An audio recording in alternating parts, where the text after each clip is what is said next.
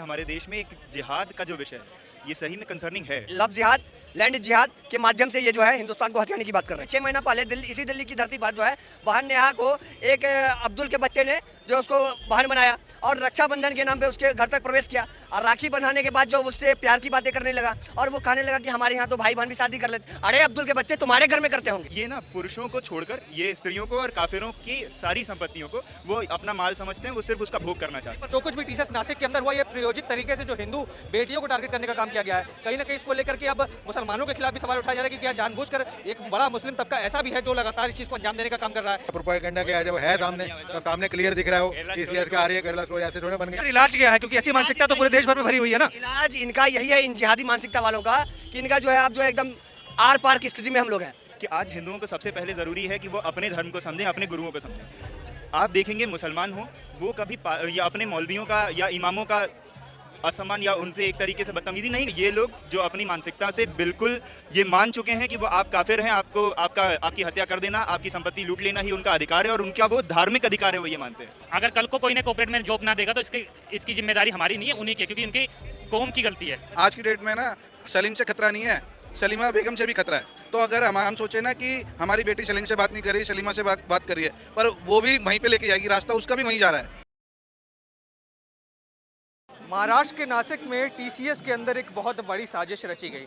साजिश हिंदू लड़कियों के खिलाफ, जहां उनको जबरन धर्मांतरण करना, चाहे उनके ऊपर यौन उत्पीड़न करना, इस तरीके की तमाम चीज़ों का एक प्रपंच रचा गया, जिसको एक्सपोज होने में कितने साल लग गए। 2022 से ये मामला शुरू हुआ और फरवरी 2026 में जाकर पहली कंप्लेंट जो है वो दायर की गई। इसके विरोध में आज दिल्ली के विश्वविद्यालय मेट्रो स्टेशन के बाहर यहाँ पर बजरंग दल और विश्व हिंदू परिषद का एक बहुत बड़ा प्रदर्शन देखने को मिल रहा है। लोगों से बातचीत करेंगे। क्या नाम है सर आपका? मेरा नाम हिमांशु। क्या कहेंगे, ये जो धर्मांतरण का खेल चल रहा है, टीसीएस इसको एक बहुत बड़ी संस्था माना जाता है, लाखों लोग देश भर में अलग अलग जगहों पर उस संस्था के अंदर काम करते हैं, पर इतनी बड़ी साजिश अगर होती है तो हिंदू समाज कैसे देखता है? हिंदू समाज तो पहले से ही लड़ता आ रहा है इसके खिलाफ, क्योंकि बहुत पहले से साजिशें चली आ रही हैं। ये भी एक साजिश का हिस्सा है। जैसे कि आप देख रहे हो यूट्यूब पे देख लो, कुछ ऐसे हमारे सामने विषय अब टीसीएस में निकल के आ गया। इससे पहले टेलीविजन इंडस्ट्री के अंदर चल रहा है। हिंदू समाज तो इससे पहले से ही लड़ता रहा है, लेकिन ये हर जगह कंपनियों में इस प्रकार का होने लग गया कि 2022 से लेके अभी तक ये चल रहा है और कंपनी से ये चीज़ बाहर नहीं निकल के आ पाई थी।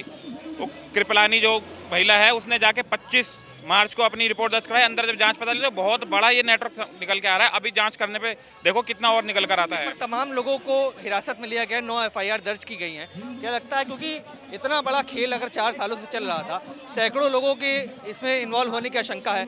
महिलाओं ने जब कंप्लेन दायर की तो वहाँ के एचआर डिपार्टमेंट ने सुनवाई नहीं की।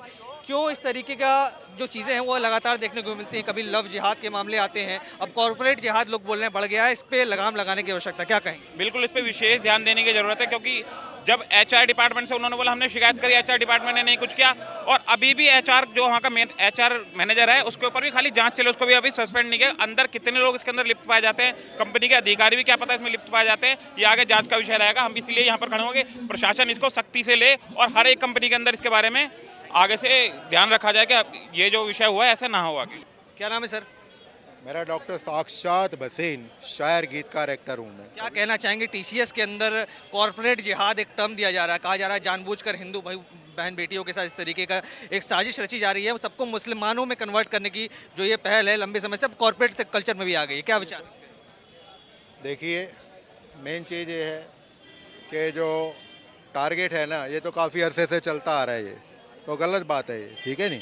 जो ऐसे हैं, हिंदुत्व हमारा कई बार खतरे में आता है थोड़ा सा, लेकिन कोई नहीं, अब जाग रहे हैं हमारे लोग, जाग रहे हैं। पर 4 सालों से इतना बड़ा साजिश चल रही थी, चलता आ रहा है ना।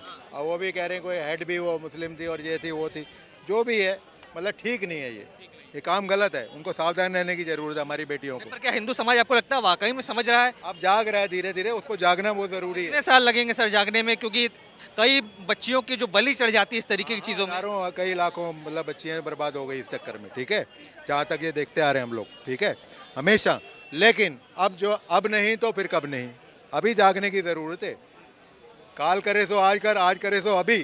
पर देखा जाता है कई पिक्चरें बनती हैं जहां लव जिहाद को एक्सपोज करने का काम किया जाता है। कई लोग उठकर आते हैं और उसको प्रोपेगेंडा बता देते हैं कि ऐसी कोई चीज़ समाज में होती नहीं है, सरकार द्वारा फंडेड प्रोपेगेंडा चलाया जाता है। नहीं ऐसा प्रोपेगेंडा क्या, जब है सामने, जब सामने क्लियर दिख रहा है वो TCS का आ रही है केरला स्टोरी, ऐसे थोड़ा बन गई। क्या कह रहे हैं सर? केरला स्टोरी 2 कोई प्रोपेगेंडा नहीं है। एक एक पॉइंट जो प्रोड्यूसर ने पेश करी है फिल्म, बिल्कुल सत्य कथा पर आधारित है ये फिल्म, कोई वो नहीं है। कॉर्पोरेट कल्चर जहां पढ़े लिखे लोग जाते हैं, फिल्म दिखा के समझाया गया है, दिखाया गया है। बच्चे हमारे थोड़े लालच में आ जाते हैं, कहीं बाइक में ऑफिस में आने जाने का साधन मिल जाता है तो उसमें लालच में आ जाते हैं। और खाने ऐसा लालच कि सर धर्म परिवर्तन करना पड़े, अपने आप को यौन उत्पीड़न जैसी चीज़ों में ढकेलना पड़े, ऐसा कैसा लालच? तो बच्चों को माँ बापों को कहना समझाना चाहिए, थोड़ा उनको खर्चा देना चाहिए पूरा। अगर कॉलेज जा रहा है पूरा देना चाहिए खर्चा, थोड़ा बच्चों का ध्यान रखना चाहिए। नासिक TCS ऑफिस में जो कुछ भी हुआ, क्या समझते हैं ये प्रयोजित तरीके से 4 सालों से जो लगातार कॉर्पोरेट जिहाद चलता आ रहा था? पहले तो हमने लव जिहाद सुना, थूक जिहाद सुना, लैंड जिहाद सुना, अब ये नया कॉर्पोरेट जिहाद आ रहा है, कैसे देखते हैं? देखिए, इस प्रकार का जिहाद जो है आज से नहीं चल रहा, 1947 से चल रहा है। 1947 से इसलिए चल रहा है कि उसी वक्त जो मोहम्मद के वंशज हैं, जो आसमानी किताब को मानने वाले तत्व हैं, उनका मानसिकता क्लियर था उसी वक्त कि हमको 5 से 6% भारत में रह जाना है। और उसी वक्त से उनका जो है जिहादी मानसिकता तैयार था और उसी मानसिकता के तहत ये प्री प्लानिंग माध्यम से चल रहे हैं कि जो उन्होंने कहा था लड़के लिया है पाकिस्तान, हंस कर लेंगे हिंदुस्तान, लेकिन अब जो है ये हंस कर नहीं हिंदुस्तान लेने की बात कर रहे हैं, लव जिहाद, लैंड जिहाद के माध्यम से ये जो है हिंदुस्तान को हथियाने की बात कर रहे हैं। पर इतने समय से अगर ये साजिश चल रही थी, क्या हिंदू बहन बेटियों को फुसलाना इतना आसान है? कितनी आसानी से लोग छोटी छोटी चीज़ों पर धर्मांतरण करने को तैयार हो जाती हैं, घर से छुपा कर रोज़ा रखने लग जाती हैं, नमाज पढ़ने लग जाती हैं। अगर घर वाले न ध्यान दें तो कल को तो मुसलमान बनकर शादी कर लेंगे, कोई हर्ज नहीं होगा। अभी देखिए कि इन लोगों के सामने एक सेकुलरिज्म वाला जो है ना, वो चाशनी इन लोगों के सामने परोसा गया 1976 में इंदिरा गांधी द्वारा। तो हम तो सेकुलरिज्म को मानते नहीं है, इसलिए नहीं मानते हैं, चेहरे को नहीं मानते, देश सेकुलरिज्म को नहीं मानते हैं, इसलिए नहीं मानते हैं क्योंकि हम बाबा साहब को मानते हैं। जो बाबा साहब को मानते हैं वो सेकुलरिज्म को कभी मान ही नहीं सकते हैं। बाबा साहब को मानने वाले आज के समय में जय भीम और जय मीम के नारे लगाते हैं। नहीं, जो बाबा साहब को मानते हैं, जो बाबा साहब के वंशज हैं, वो सेकुलरिज्म को कभी नहीं मान सकते। और हम बाबा साहब के वंशज हैं, हम सेकुलरिज्म को नहीं मानते हैं। इसलिए नहीं मानते हैं क्योंकि बाबा साहब के संविधान में सेकुलरिज्म नहीं था। ये इंदिरा गांधी के संविधान में सेकुलरिज्म ने घुसेड़ा, इंदिरा गांधी ने सेकुलरिज्म को घुसेड़ा। तो हम बाबा साहब को मानने वाले हैं, इसलिए हम सेकुलरिज्म को नहीं मानते। पर जो लोग इस समय बात करते हैं मुस्लिम हिंदू भाईचारे की, जो लोग इस समय केरला स्टोरी जैसी पिक्चरों को प्रोपेगेंडा बताते हैं, कश्मीर फाइल्स को प्रोपेगेंडा बताते हैं, कहते हैं सरकार द्वारा मनगढ़ंत चीज़ें हैं, ऐसे कोई शब्द एग्जिस्ट ही नहीं करते। देखिए, ये जो भाईचारा है ना, तो हम लोग भाई नहीं हैं, हम लोग उसके लिए चारा हैं, सिर्फ चारा है। हम चारा के अलावा और कुछ नहीं है, भाई वाई कुछ नहीं है। तो उनका मानसिकता क्लियर है, पहले भाई बनाना, फिर उसके बाद चारा बनाना, भाई बना करके हमारे घर तक आना। अभी आप देखे होंगे कि बहन नेहा आज से 6 महीना पहले इसी दिल्ली की धरती पर जो है बहन नेहा को एक अब्दुल के बच्चे ने जो उसको बहन बनाया और रक्षाबंधन के नाम पे उसके घर तक प्रवेश किया और राखी बंधाने के बाद जो उससे प्यार की बातें करने लगा और वो कहने लगा कि हमारे यहाँ तो भाई बहन भी शादी कर लेते। अरे अब्दुल के बच्चे तुम्हारे घर में करते होंगे भाई बहन शादी, हमारे घर में नहीं करते हैं। नहीं तो फिर इलाज क्या है? क्योंकि ऐसी मानसिकता तो पूरे देश भर में भरी हुई है ना। इलाज इनका यही है, इन जिहादी मानसिकता वालों का, कि इनका जो है अब जो है एकदम आर पार की स्थिति में हम लोग हैं कि जिस प्रकार की बात हो रही है, जैसे अब ये लिमिट क्रॉस कर चुका है और हम लोग जो है अब उतर चुके हैं मैदान में, अब पूर्ण रूप से उतरेंगे। अब युद्ध जो है तय है, क्योंकि ये जो है आप देखिएगा कि भारत के प्रत्येक जगह जो है जिले में हर जगह छोटा न छोटा युद्ध हो रहा है और युद्ध को अब पूर्ण रूप देना पड़ेगा, क्योंकि जो है अगर पूर्ण रूप नहीं देंगे तो जो है ये मानसिकता के लोग जो हैं थोड़ा थोड़ा हम लोग को खा रहे हैं और ये इसको पूर्णतः सफाया करने के लिए हम लोग को मैदान में आना पड़ेगा। ठीक है, तो देखिए तमाम लोग और यहाँ पर मौजूद हैं। क्या जानते हैं TCS नासिक में जो कुछ हुआ है, क्या वाकई में लगता है धर्मांतरण जैसी चीज़ें जो है जानबूझकर कराई जा रही हैं, जानबूझकर हिंदुओं को टारगेट किया जा रहा है, क्या समझते हैं? देखिए, पहले तो इस विषय के बारे में हमें जानकारी कम है, लेकिन हाँ, जो हम लोग हमेशा देखते रहते हैं कि हमारे देश में एक जिहाद का जो विषय है ये सही में कंसर्निंग है। हर हिंदू को इस चीज़ के बारे में समझना चाहिए और सिर्फ हिंदू को भी नहीं, हिंदुओं के अलावा भी हमारे बहुत सारे ऐसे जिनको आज दलित कहा जाता है, SC ST भाई बहन, उन्हें पकड़कर बौद्ध धर्म की तरफ जोड़ा जा रहा, वहाँ से उनकी बेटियों पे भी वही खतरा है, चाहे वो बौद्ध भले हो जा रहे हैं, हालांकि बौद्ध भी हिंदू ही हैं, पर वो भी वही खतरा झेल रहे हैं जो हम झेल रहे हैं। उसके अलावा आज हमारे साथ जो ज़मीनों के साथ हो रहा, आप देखते हैं वक्फ इतना पॉपुलर कानून है, उसके ऊपर इतनी बात होती है, पर आज भी उस चीज़ को उस तरह से नहीं लागू किया जा रहा जिस तरह से हम लोगों को ज़रूरत है। हम एक ऐसे देश में रह रहे हैं जहाँ पे हिंदू बहुसंख्यक होने के बाद भी राम मंदिर के लिए हमें लड़ना पड़ गया, अपने ही भगवान के लिए।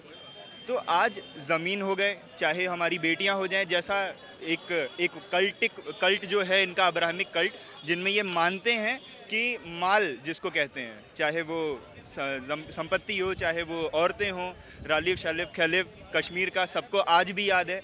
वहाँ लोग ये ना पुरुषों को छोड़कर ये स्त्रियों को और काफिरों की सारी संपत्तियों को वो अपना माल समझते हैं, वो सिर्फ उसका भोग करना चाहते हैं। पर पहले देखा जाता था केवल मुस्लिम पुरुषों के ऊपर ऐसे आरोप लगते थे, अब महिलाएं भी बढ़ चढ़कर इस तरीके की गतिविधियों में आगे ला रही हैं। केरला स्टोरी जैसी पिक्चरों में दिखाया जाता है कि कैसे घर की महिलाएं वो हिंदू बहनों को टारगेट करने के लिए अपने बच्चों को दबाव बनाती हैं, उनको समझाती सिखाती हैं।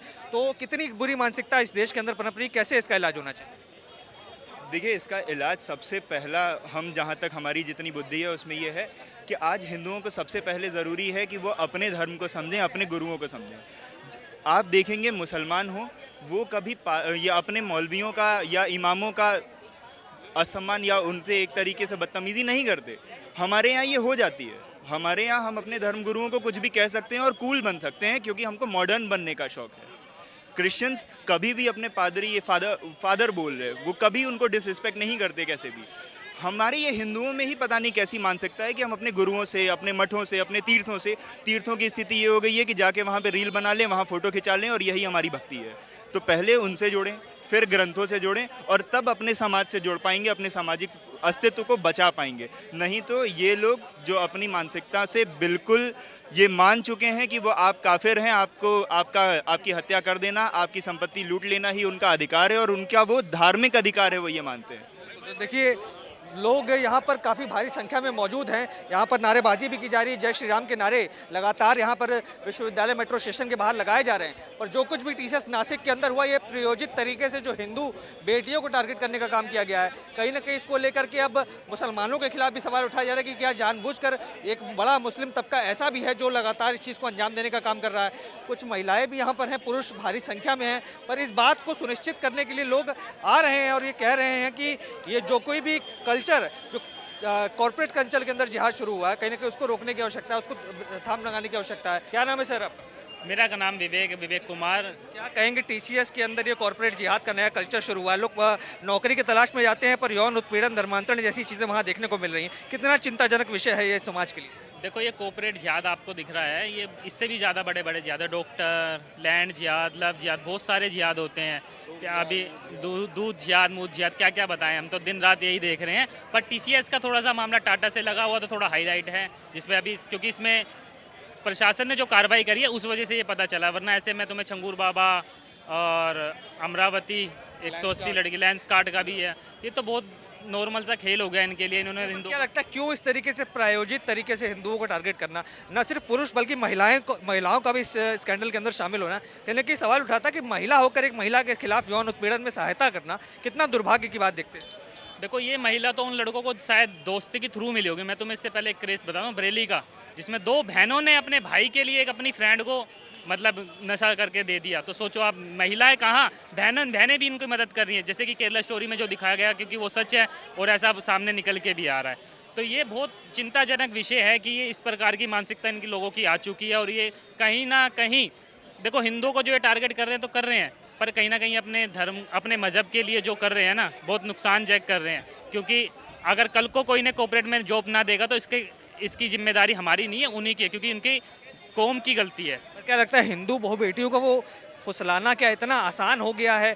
लोग बता रहे हैं कि महिलाएं घर पर नमाज पढ़ रही थी, रोज़ा रख रही थी, घर वालों को बिना बताए इस तरीके की चीज़ें घर में हो रही थी, क्या इतनी आसानी से फुसल जाती है? ये क्या होता है, थोड़ा सा ना हमारी भी गलती है कि ये हमारे ना इनको अपने धर्म की शिक्षा देने, हमारे जो पेरेंट्स को ये करना चाहिए, इनको अपने बच्चों को टाइम देना चाहिए। क्या होता है कि जिम्मेवारी इतनी होती है कि माँ बाप भी ना टाइम नहीं दे पाते बच्चों को प्रॉपर, और वो बच्चे टीन एज में से बड़े होते हैं तो क्या होता है कि वो बेला के फुसला के ये साम डांड दंड भेड़ ये सारी चीज़ें अपना रहे हैं। इन्हें पता है दोस्त आज की डेट में ना सलीम से खतरा नहीं है, सलीमा बेगम से भी खतरा है। तो अगर हम सोचे ना कि हमारी बेटी सलीम से बात नहीं कर रही, सलीमा से बात कर रही है, पर वो भी वहीं पे लेके जाएगी, रास्ता उसका भी वहीं जा रहा है।